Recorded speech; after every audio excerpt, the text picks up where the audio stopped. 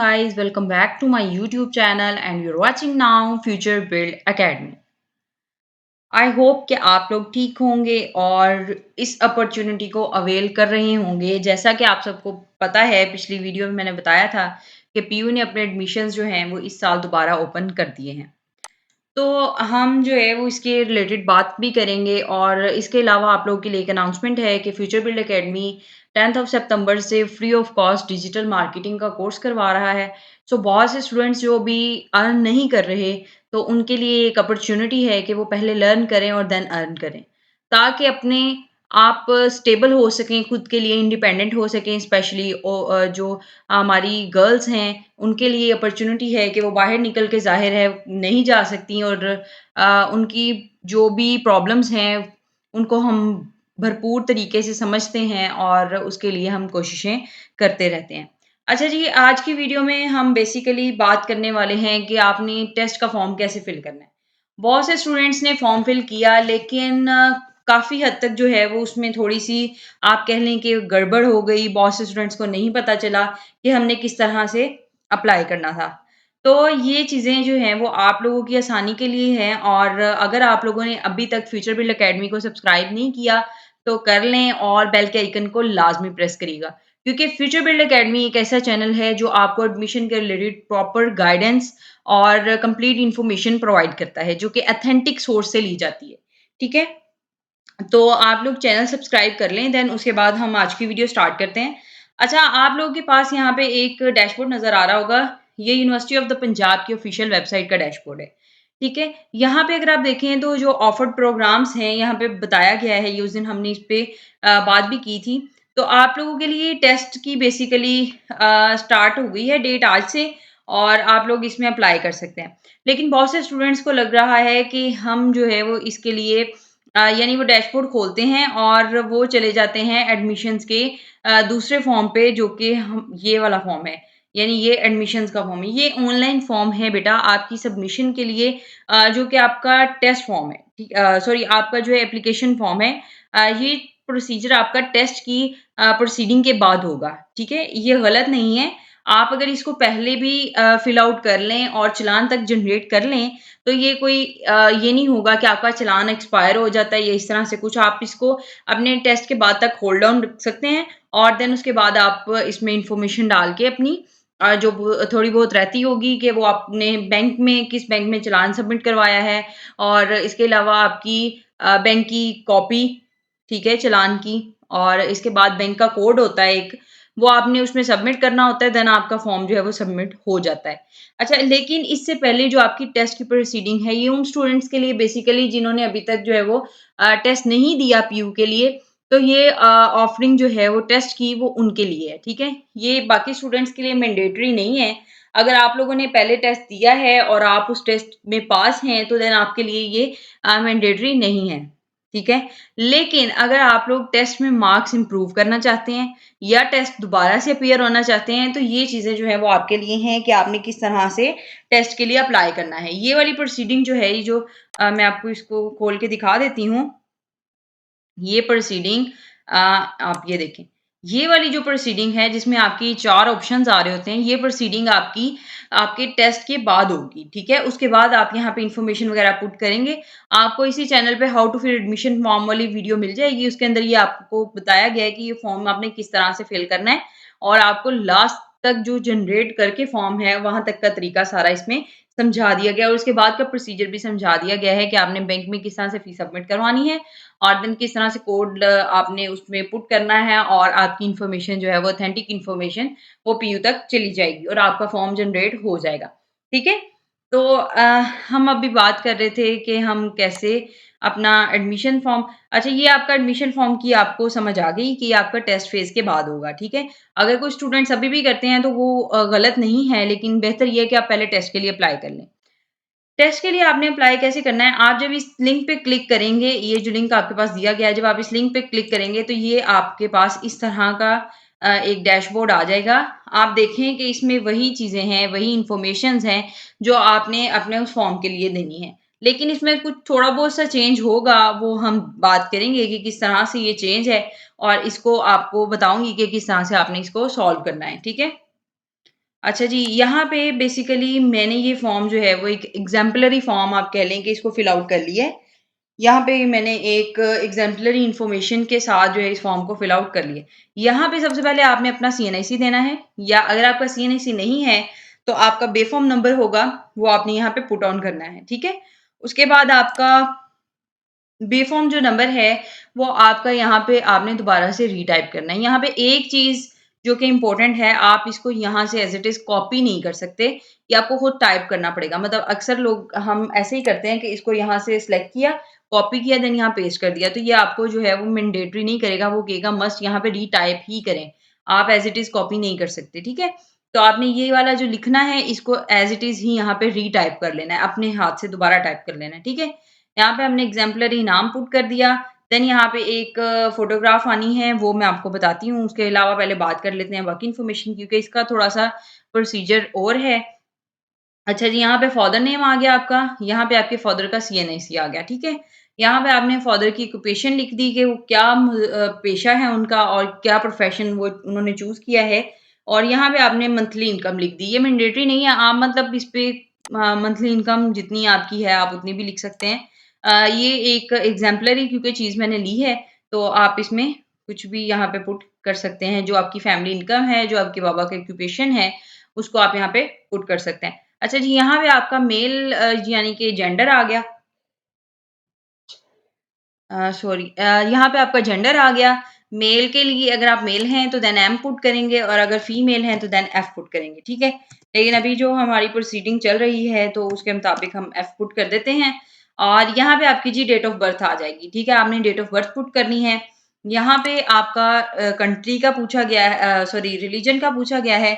अगर इस्लाम के बाद आपका मतलब इस्लाम के अलावा कोई है रिलिजन तो आप वो पुट करेंगे। सिखिज़्म है, क्रिश्चियनिटी है, चाइनीज़ ट्रेडिशनल रिलिजन है, हिंदुइज़्म है, अफ्रीकन है और इस तरह से डिफरेंट जो है वो आपके सामने मेंशन है, ठीक है?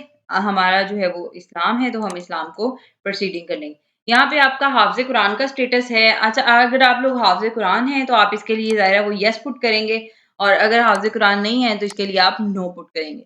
यहाँ पे आपका ब्लड ग्रुप आ जाएगा, हम कोई भी ब्लड ग्रुप एज़ एन एग्ज़ेम्पलरी ले लेते हैं। यहाँ पे आपका मार्शियल स्टेटस है। अगर आप सिंगल हैं, अगर आप मैरिड हैं, तो वो आप पुट करेंगे, ठीक है? सिंगल हम पुट कर देते हैं और देन यहाँ पे एक एग्ज़ेम्पलरी मोबाइल नंबर, गार्डियन का कॉन्टैक्ट नंबर ये ईमेल एड्रेस, आपकी नेशनैलिटी उसके बाद आपका प्रोविंस आ जाएगा यहाँ पे। अगर आप पंजाब से हैं, तो ज़ाहिर है आप पंजाब को पुट करेंगे और देन आपका ये जो है वो डोमिसाइल होता है। ये डोमिसाइल आपका बनता है आपको खुद जो है वो डिस्ट्रिक्ट ऑफ़िस में जाके ये डोमिसाइल बनवाना पड़ता है। तो अगर आप लोगों को पता हो कि आपका डोमिसाइल ये डिस्ट्रिक्ट बेसिकली आप कैसे चूज़ करते हैं जिस शहर के अंदर आप रह रहे होते हैं जिस तहसील के अंदर ये बेसिकली उसका ये तहसील होती है, ठीक है? तो मैं गुजरांवाला अगर पुट किया है तो अगर मेरा डोमिसाइल गुजरांवाला का होगा, तो मैं गुजरांवाला पुट कर दूँगी। अगर आपका लाहौर का है, तो आप इसमें लाहौर पुट कर सकते हैं, जेहलम पुट कर सकते हैं, विहाड़ी है, सरगोदा है, मतलब जिस भी शहर से आप हैं, आपको वो यहाँ पे पुट करना होगा, ठीक है? फर्स्ट फर्स्ट ऑफ ऑल हम यहाँ पे एक एज़ एन एग्ज़ाम्पलरी लाहौर पुट कर देते हैं। यहाँ पे आपने अपना एड्रेस पुट करना है जी, तो यहाँ पे मैं इसको लाहौर ही पुट कर देती हूँ आप लोगों की ईज़ीनेस के लिए, ठीक है? और इसको कहूँगी कि सेम ये जो है मेरा परमानेंट एड्रेस भी कॉपी कर दें। ये परमानेंट एड्रेस आ गया, ये पोस्टल एड्रेस आ गया, ठीक है? अच्छा जी, यहाँ पे हॉस्टल की फैसिलिटी क्योंकि नहीं है स्टूडेंट्स के लिए, ये पहले से ही पीयू ने मेंशन कर दिया है। ये जो स्टूडेंट्स पहले से एडमिटेड हैं जस्ट उनके लिए हॉस्टल की फैसिलिटी है, नए आने वाले स्टूडेंट्स के लिए हॉस्टल की फैसिलिटी नहीं है, ठीक है? ये NCC training, PU registration number ये सारा कुछ ये आपके लिए नहीं है। आपने इसको फ़िल नहीं करना, ठीक है? और उसके बाद आपने जो है वो अपडेट कर देना है। उससे पहले हम फ़ोटो का कह रहे थे यहाँ पे फ़ोटोग्राफ़ का साइज़ जो है वो आपका ज़ाहिर है चेंज होना है। तो हम कोई भी फ़ोटोग्राफ़ ले लेंगे, मैंने ये ली है फ़ॉर एग्ज़ाम्पल ये, यहाँ पे आपने अपनी फ़ोटोग्राफ़ पुट करनी है, ठीक है? ये चीज़ आप ज़रूर मेंशन करिएगा और ख़्याल रखिएगा इस चीज़ का कि मैंने तो कोई भी इन्फॉर्मेशन ज़ाहिर है एज़ एन एग्ज़ाम्पलर ही है क्योंकि मैंने फ़ॉर्म सबमिशन नहीं करवानी, तो मैं इसको ही जो है वो पुट कर दूँगी। अब यहाँ पे आप देख रहे होंगे कि ये तो 200 साइज़ की इक्वल हो गई है। मेरी ये फ़ॉर्म जो है ये पिक्चर ये 200 साइज़ की नहीं थी, तो मैंने जो है वो अलग से एक पीयू की वेबसाइट थी उसको टाइप किया है। तो साइज़ कन्वर्टर, ठीक है? ये साइज़ कन्वर्टर आ जाएगा आपका 200 केबी में। इसको आप क्लिक करेंगे, अपनी इमेज को यहाँ पे जो है वो आप ड्रैग करेंगे। ये देखें, ठीक है? यहाँ पे आप सिलेक्ट इमेज करेंगे तो ये आपको वहीं पे ले जाएगा। आप यहाँ से इमेज सिलेक्ट करेंगे और देन यहाँ पे आप इसको कहेंगे कि रीसाइज़ कर दो इमेज को, रीसाइज़ कर देगा 200 केबी में और यहाँ पे आपको दे देगा कि आपने डाउनलोड करना है या कंपेयर करना है। आपने डाउनलोड का बटन क्लिक करना है और वो आपके यहाँ पे डाउनलोड कर देगा, ठीक है? वही आपने पिक्चर यहाँ पे पुट करनी है। दूसरी पिक्चर अगर आप पुट करेंगे तो वो यहाँ पे पुट नहीं होगी, ठीक है? क्योंकि ये 200 केबी का ही साइज़ होना मस्ट है इसका, ठीक है? ये आपने हो गया आपका, ये आपने अपडेट कर दी, ठीक है? ये आपकी प्रोसीडिंग हो गई, उसके बाद यहाँ पे आपकी ये एजुकेशनल हो गई, ठीक है?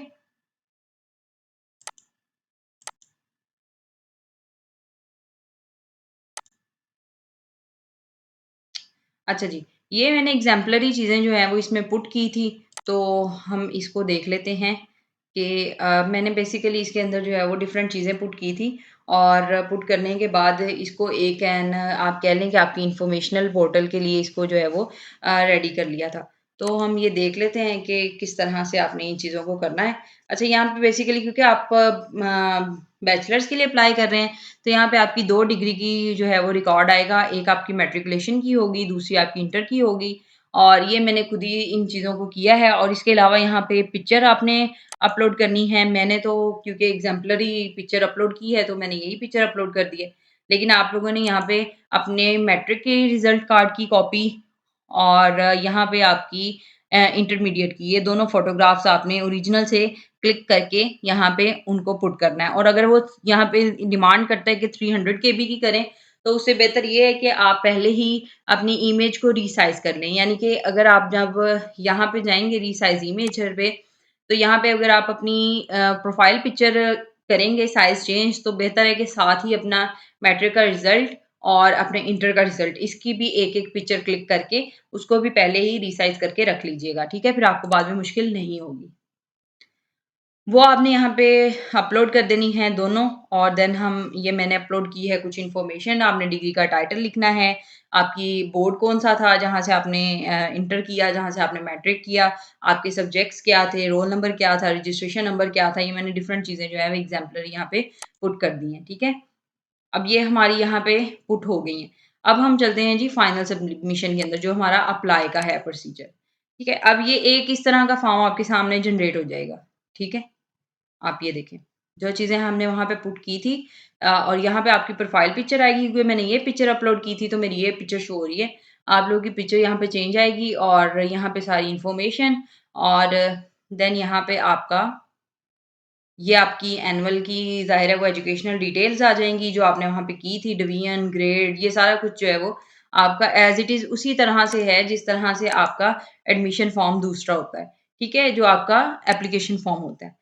तो ये आप हो जाएगा उसके बाद आप जब इस बॉक्स को चेकआउट कर लेंगे तो देन ये सा सा आपको सबमिट करवा देगा इन्फॉर्मेशन एज़ फाइनल के तौर पे और यहाँ पे जो है वो आपका चालान जनरेट हो जाएगा। ठीक है? आप यहाँ उसको कहेंगे कि मुझे जो है वो एप्लीकेशन चालान जनरेट कर दे, तो ये आपको चालान जनरेट कर देगा। आपकी एडमिशन की टेस्ट की कैटेगरी आपने पहले चूज़ कर लेनी है, आपने जो आपकी प्रीवियस है, ज़ाहिर है आपने किसका टेस्ट देना है, प्री मेडिकल का टेस्ट है, जो आपकी प्रीवियस डिग्री होगी इंटर की, आपने उसके रिलेटेड इसको चूज़ करना है। फॉर एग्ज़ाम्पल हम इसको देख लेते हैं जी, प्री मेडिकल कर देते हैं, ठीक है? तो ये आपका प्री मेडिकल आ गया, ठीक है? और ये आपका सब्जेक्ट कॉम्बिनेशन आ गया, यहाँ पे आपका एंट्री टेस्ट का सिटी आपने सिलेक्ट कर लेना है। फॉर एग्ज़ाम्पल अगर आप लाहौर में ही हैं, तो ये लाहौर का आ गया और चेक दिस बॉक्स और ये आपका फॉर्म अब जनरेट हो जाएगा, ठीक है? अच्छा जी, अब ये देखें, ये आपका फॉर्म आपका जनरेट हो गया। अब यहाँ पे आप उसको कहेंगे कि मुझे ना प्रिंट कर दे चालान।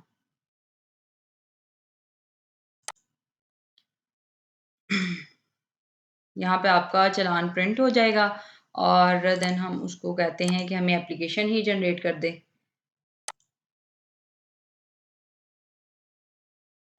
ये देखें, ये आपका एप्लीकेशन जनरेट हो गया और यहाँ पे आपकी अमाउंट 2000 है, ये आपकी टेस्ट की अमाउंट है, ये आपने सबमिट करवानी है बैंक के अंदर और फिर उसके बाद जब आपकी फाइनल सबमिशन हो जाएगी, आपका फॉर्म बेसिकली वो क्योंकि मैंने वहाँ पे डाउनलोड का क्लिक नहीं किया, अगर वो डाउनलोड होता तो वो एक प्रॉपर चालान फॉर्म जो है वो ओपन हो जाना था।